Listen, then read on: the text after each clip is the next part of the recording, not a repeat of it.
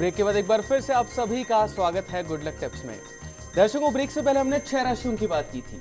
चलिए अभी के लिए आगे बढ़ते हैं और अब जान लेते हैं तुला, वृश्चिक और धनु राशि वाले सभी जातकों के बारे में। तुला राशि वाले जो हमारे दर्शक हैं, आज आपकी जो प्लानिंग है, योजना जो है, वो आपको बिजनेस में, आपके वर्किंग एरियाज में आपको फ़ायदा दिलाने वाली रहेंगे। लोगों से रिलेशन मजबूत करने में फोकस कीजिएगा। कोई भी कभी भी काम आ सकता है और जितने भी जोखिमपूर्ण काम हैं उसमें थोड़ी सावधानी रहिएगा। और ये जो छोटी छोटी जो बातें होती हैं उनको बहुत ज़्यादा तूल मत दीजिएगा। आज के दिन की सफलता के लिए केले के पौधे की पूजा करके दिन की शुरुआत कीजिएगा, दिन अच्छा गुजरेगा। अगली जो राशि वो है वृश्चिक राशि। वृश्चिक राशि वाले जो हमारे दर्शक हैं, आज अपने कॉन्फिडेंस का जो स्तर है उसको अच्छा बनाए रखिएगा, उच्च बनाए रखिएगा। आज के दिन आपके काम में समय का जो मैनेजमेंट है, that is most important thing, उसके ऊपर कंसंट्रेट कीजिएगा। नौकरी पेशा जो हमारे दर्शक हैं उनके लिए दिन थोड़ा सा प्रॉब्लमेटिक है, ध्यान रखिएगा। फाइनेंशियल जो मैटर्स हैं उनको आज ही सुलझाने की कोशिश कीजिएगा। आज के दिन की सफलता के लिए पक्षियों को दाना खिलाइएगा। अगली जो राशि वो है धनु राशि। अगर आज आपको कोई एक्स्ट्रा काम करना पड़ता है तो उसे बोझ मत समझिएगा, बल्कि एक अवसर समझकर उसको करिएगा। और एक बात ये ध्यान में रखिएगा कि किसी बात से निपटने का सबसे अच्छा तरीका है कि आप अपने समय पर हर काम को करें। आज के दिन की सफलता के लिए किसी भी कार्य में झूठ नहीं बोलने के संकल्प के साथ दिन की शुरुआत कीजिएगा, दिन अच्छा गुजरेगा। पंडित जी, अंतिम 3 राशियों की तरफ बढ़ने से पहले अक्सर पंडित जी ये देखा जाता है कि जिस तरह माता पिता को अपने बच्चों की काफी चिंता होती है, उसी तरह बच्चों को भी काफी चिंता होती है अपने माता पिता की। इसी समस्या से संबंधित हमें कॉल प्राप्त हुआ है कविता जी का हनुमानगढ़ से, जो कि अपनी मां चंचल के लिए जानना चाहती है। चंचल जी की जन्म की तारीख है 13/12/1946 और जन्म का समय है सुबह का 4 बजे से लेकर 5 बजे के बीच का। कविता जी, आपका बहुत बहुत स्वागत है हमारे इस कार्यक्रम में। अपना सवाल पूछिए। जय श्री कृष्ण गुरु जी। जय श्री कृष्णा। बेटा एक बार वापस डेट बोलिएगा। 13/12/1946 पंडित जी। 13/12/1946। हाँ बेटा, अब बोलिए, क्या कहना चाह रहे हैं आप? हाँ जी, मम्मी के लिए मुझे ये पूछना था गुरु जी कि ना मेरा भाई का जो व्यवहार है ना मम्मी के साथ बिल्कुल भी अच्छा नहीं है। बहुत परेशान रहती है मम्मी। जो मम्मी अगर सही भी करती है तो उसी को वो गलत साबित करता है, और जो मम्मी सही भी होती है लेकिन वो ना मतलब कि मानता नहीं कोई भी बात, बहुत रूडली बात करता है उनके साथ, बिल्कुल भी मतलब कि ना के बराबर ही समझो आप। बहुत ज्यादा परेशान है मम्मी इस बात से। तो मतलब कि उनका व्यवहार कब तक चेंज होगा, ये पता करना था। देखो बेटा, कविता, जहाँ तक मम्मी की कुंडली के अंदर अगर हम बात करते हैं, मदर की कुंडली के हिसाब से संतान घर का, पुत्र के घर का जो स्वामी है शनि, वो चंद्रमा के साथ में बैठ के विष योग बना रहा है। तो आपकी मदर की कुंडली का अगर हम कहें तो पुत्र का सुख नहीं है। पुत्र का सुख होना सिर्फ जन्म देना ही सुख नहीं होता है।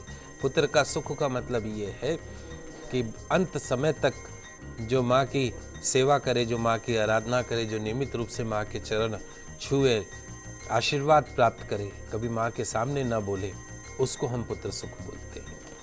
तो आपकी मदर की जन्म कुंडली के अंदर इस सुख में थोड़ी कमी है।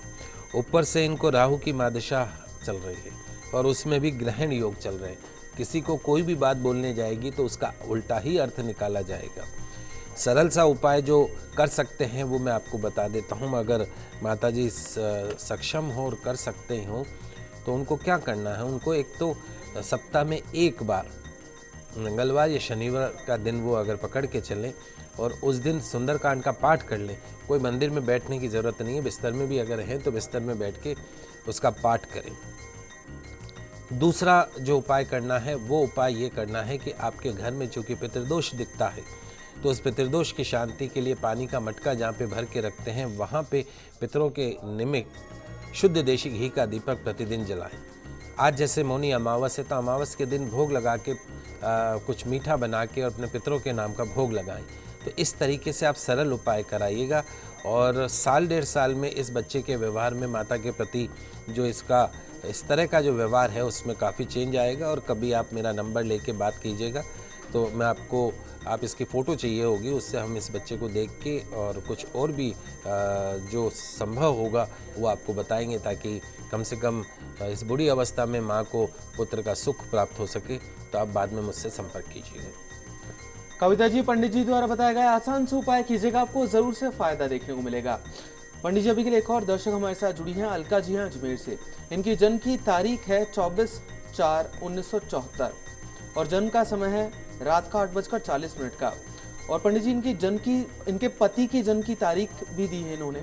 उनका नाम है देवदत्त और उनकी जन्म की तारीख है 4/1/1971 और जन्म का समय है सुबह का 11:30 का। पंडित जी, इन दोनों में बनती नहीं है, अलका जी में और देवदत्त जी में शायद से। अलका जी, आपका बहुत बहुत स्वागत है हमारे इस कार्यक्रम में। अपना सवाल पूछिए। नमस्ते, जय श्री कृष्णा पंडित जी। जय श्री कृष्णा बेटा। नहीं नहीं, ऐसा कुछ नहीं है, मुझे अपने मकान में और जमीन के बारे में पता करना है। मुझे ये जानकारी चाहिए कि हमारा जमीन का केस चल रहा है। किस चीज़ का बेटा? जमीन के विवाद का। अच्छा, तो केस किसके नाम से? केस मेरे पति और मेरे नाम से ही जमीन है। अच्छा। और क्या कहते हैं, मेरे नाम से जमीन है और मेरे पति के नाम से। तो हम उसके बारे में हमें पता करना, 8 साल से केस चल रहा है कि देखो बेटा, हाँ, मैं आपको बिल्कुल मैं आपको बता देता हूँ। आपके पति की जन्म कुंडली में चूंकि इनकी जन्म से वृश्चिक राशि है, तो वृश्चिक राशि की शनि की 7.5 अभी 26 जनवरी कल खत्म हुई है। इस साल आपको कोर्ट कचहरी से रिलेटेड जो मैटर्स हैं उसके अंदर आपको काफ़ी फायदा हो सकता है। चूँकि नीच का चंद्रमा है, तो सूर्यास्त के बाद दूध, दही, चावल, सफ़ेद चीज़ों का सेवन इनको बंद करवा दीजिए आफ्टर सनसेट। नियमित रूप से भगवान शनि की आराधना, हनुमान जी की आराधना इनको अवश्य करनी है। आपकी इस जन्म कुंडली में मंगल शनि का कॉम्बिनेशन है, जो थोड़ा हार्ड कॉम्बिनेशन माना जाता है। तो यदि आप जीवन का संपूर्ण सुख प्राप्त करना चाहती हैं, चाहे वो दाम्पत्य सुख हो, ज़मीन जायदाद, गाड़ी घोड़ा, बंगला, शरीर का, फाइनेंशियल, तो एक बार खेजड़ी के पेड़ के नीचे या खेजड़ी के पेड़ के दंड के समक्ष मंगल शनि की शांति करवाइएगा, उससे फायदा होगा। तो चलिए दर्शकों, भी आगे बढ़ते हैं और अब बात कर लेते हैं अंतिम 3 राशियों की, जो कि है मकर, कुंभ और मीन राशि। मकर राशि वाले जो हमारे दर्शक हैं, आज कॉन्फिडेंस बना के रखिएगा। फाइनेंशियल स्टेटस मजबूत होगा, क्योंकि आज एक्स्ट्रा पैसा आप कमा सकते हैं। व्यापार अच्छा चलेगा और अपने जीवन को अपने व्यवहार से सुंदर बनाइएगा। बुजुर्गों का दिल आज नहीं दुखाना है, ध्यान रखिएगा। अगली जो राशि हो कुंभ राशि, आज का दिन आपके लिए थोड़ा प्रॉब्लमेटिक हो सकता है। कोई नया काम शुरू मत कीजिएगा। व्यापारी जो हमारे दर्शक हैं, परेशानी और उलझनों वाला आज दिन है। बड़ा लेन देन मत कीजिएगा। मसालेदार खाने से बचिएगा। माँ तुलसी का सेवन करके आज दिन की शुरुआत कीजिएगा। अंतिम जो राशि हो मीन राशि, आज कड़ी मेहनत करनी पड़ेगी। रोज़मर्रा के काम पूरे होंगे। बोलचाल में संयम रखिए और फाइनेंशियल मैटर्स पे बहस के कारण मानसिक तनाव और मन मुटाव हो सकता है, तो नोटबंदी पे चर्चा मत कीजिएगा। बैल को गुड़ खिलाइएगा, दिन अच्छा गुजरेगा। तो दर्शकों, ये तो हमने बात की आज के दैनिक राशिफल की। चलिए अभी के लिए आगे बढ़ते हैं और अब बात कर लेते हैं पंडित जी से कि आज का गुड लक टिप क्या कुछ खास लेकर आया है आप सभी के लिए। दोस्तों, हमारे धार्मिक ग्रंथ सिर्फ धर्म, पूजन और आध्यात्म के बारे में ही जानकारी नहीं देते हैं। जीवन को, लाइफ को कैसे एंजॉय करना चाहिए, कैसे जीना चाहिए, इसके बारे में भी बताते हैं। अगर ग्रंथों की हर बात को तर्क और बहस के आधार पर देखा जाए, परखा जाए, तो ज़रूरी नहीं कि आप उस सत्य तक पहुंच सके जिसका उपदेश ग्रंथ देना चाहते हैं, क्योंकि ग्रंथों की कई जो बातें होती बहुत गूढ़ होती हैं। गहरा संदेश उसमें छिपा हुआ होता है। उसे समझने के लिए तर्क, वितर्क, कुतर्क, बहस और शास्त्रार्थ का सहारा लेने की आवश्यकता नहीं है। आज कुछ ऐसे काम के बारे में बता रहा हूं जिन्हें करने से ईश्वर भी आपकी कोई मदद नहीं करेगा। बेहतर होगा ऐसे जो काम हैं उनसे दूर रहा जाए। शास्त्रों में कहा गया है कि जहां नारी का सम्मान होता है वहां देवताओं का वास होता है।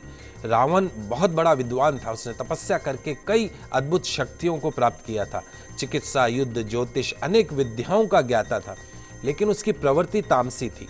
उसने सीता का हरण किया। इस कार्य से उसका परिवार, सेना, स्वयं भी नष्ट हो गया। शिव का भक्त था, लेकिन अगर भक्त अनैतिक कर्म करता है तो ईश्वर उसकी मदद नहीं करता है। हाँ, सुधरने का मौका अवश्य देते हैं, लौट आने का मार्ग भी बताते हैं। अगर इसके बावजूद उसने अपनी शक्ति से पाप करने का निश्चय कर लिया तो उसका पतन अवश्य होगा। किसी कन्या का अथवा स्त्री का बलात्कार किया जाता है तो वो श्राप क्यों न देगी। इस पर विचार कीजिए। यदि वह आत्महत्या करती है तो कसूर किसका है? उसकी आत्मा पूरे वंश को श्राप देगी। सीधी आत्मा के श्राप से बचना कोई सहज नहीं है। दुष्कर्मी के जो वंश को उसको भुगतना पड़ता है।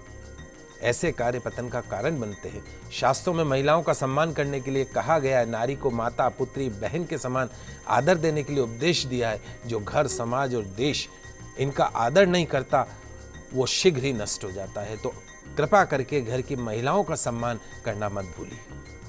तो दर्शकों, हम आशा करते हैं कि हमारे कार्यक्रम आज आपको काफी पसंद आया होगा।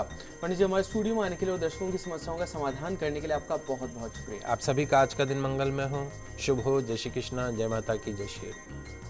दर्शकों, आप सभी हमें सोमवार से शुक्रवार कॉल कर सकते हैं और जान सकते हैं अपनी सभी समस्याओं का समाधान हमारे स्टूडियो नंबर्स पर कॉल करके।